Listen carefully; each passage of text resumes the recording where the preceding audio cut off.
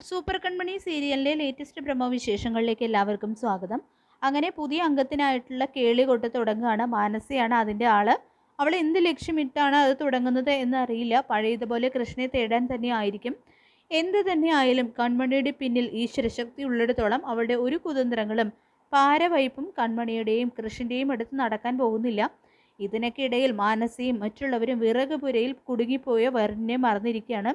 ഇനിയിപ്പോൾ നടപ്പിലാക്കാൻ പോകുന്ന കുതന്ത്രത്തിന് കൂട്ടുപിടിക്കാൻ വേണ്ടിയായിരിക്കും മാനസ വരുണിനെ അന്വേഷിക്കുന്നതും അയാളെ കാണാനില്ല എന്ന് മനസ്സിലാക്കുന്നതും. അപ്പോഴായിരിക്കും അന്വേഷിക്കുന്നതും വിറകപുരയിൽ അന്വേഷണം അവസാനിക്കുന്നതും. അതിനു മുൻപ് ധനലക്ഷ്മിയോ ഗോകുലോ മറ്റോ കണ്ടുപിടിക്കുമോ എന്ന് അറിയില്ല.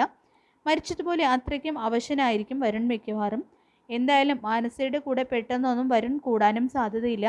ബലരാമനുമായിട്ട് സംസാരിച്ചത് സുമിത്രയിൽ ഒരു പ്ലസ് ആയിട്ടുള്ളൊരു മൂഡ് ഉണ്ടാക്കുന്നുണ്ട്. ശരിക്കും താൻ ചെയ്തത്, അതായത് കൃഷ്ണനോട് കാട്ടിയത് ശരിക്കും തെറ്റായിപ്പോയെന്ന് ചിന്തിക്കാൻ ആ സംസാരം കാരണമായി തീർന്നു എന്ന് തോന്നുന്നു. അതുകൊണ്ട് കൃഷ്ണനോട് പഴയ സുജാതയായിട്ട് സംസാരിക്കാൻ അവർക്ക് സാധിച്ചു. തൻ്റെ മകൻ തന്നെയല്ലേ കൃഷ്ണ, അവനോട് തന്നെ അങ്ങനെയൊന്നും ചെയ്യാൻ പാടില്ലായിരുന്നു. സംഭവിച്ചതൊന്നും കൃഷ്ണൻ്റെ തെറ്റല്ലല്ലോ, പിന്നെ എന്തിനാണ് താൻ കൃഷ്ണനെ വെറുക്കുന്നത്? ഒരിക്കലും പാടില്ലായിരുന്നു. സാഗർ കാണുന്നത് പോലെ തന്നെ തനിക്കും കൃഷ്ണനെ പഴയതുപോലെ സ്നേഹിക്കാൻ കഴിയണം. പഴയതുപോലെ കളിച്ചിരികൾ നിറഞ്ഞതായിരിക്കണം തൻ്റെ ഈ വീട്. ദേവജി സാഗറിനെ പറഞ്ഞു കൊടുത്ത അതേ കാര്യമാണ് കേട്ടോ സുജാതയും ചിന്തിക്കുന്നത്. തൻ്റെ മകൻ താൻ അവനെ അവഗണിച്ചു പോന്നപ്പോൾ എന്തുമാത്രം വിഷമിച്ചു കാണും. എനിക്ക് എന്തായാലും അവനെ ഉടനെ ചെന്നൊന്ന് കാണണമെന്ന് ചിന്തിക്കുകയാണ് അവർ.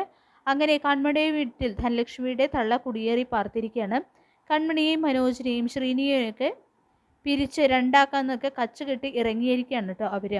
ഒരു കാലത്ത് ധനലക്ഷ്മി നോക്കിയിരുന്ന അതേ കാര്യമാണ് അവർ നടപ്പിലാക്കാനായിട്ട് ഉദ്ദേശിക്കുന്നത്. അവരെ മിക്കവാറും കൺമണിയോ ശ്രീനിയോ സുലോചനയോ ഇറക്കിവിടാൻ തന്നെയാണ് സാധ്യത. അത്രയ്ക്ക് ദുഷ്ടത്തരമാണ് അവർക്ക് പറഞ്ഞു കൊടുക്കുന്നത്. സാഗറിനോട് സുജാത സാഗർ പറഞ്ഞതാണ് സത്യമെന്നും ഞാൻ അങ്ങനെ സ്നേഹിക്കാതിരിക്കാൻ പാടില്ല എന്നും കൃഷ്ണനെ ഒരിക്കലും അവഗണന കാണിച്ചു കൂടാന്നൊക്കെ എനിക്ക് മനസ്സിലായി.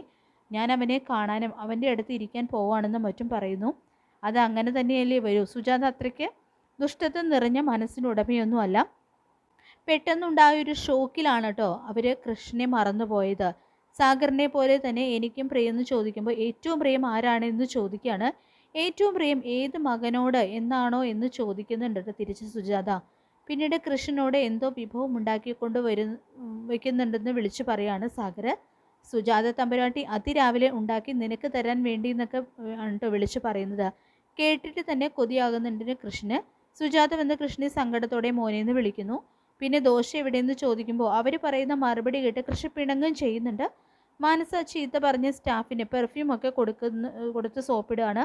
മാനസ് പോയി കഴിഞ്ഞു എന്ന് വിചാരിച്ച സ്റ്റാഫ് ചീത്ത പറഞ്ഞിട്ട് പെർഫ്യൂം കൊണ്ടുതരാൻ അവർക്ക് ഭ്രാന്തുണ്ടോ എന്ന് പരസ്പരം പറയാണ്. ഇത് ഒളിച്ചു നിന്ന് കേൾക്കാണ് കേട്ടോ മാനസ.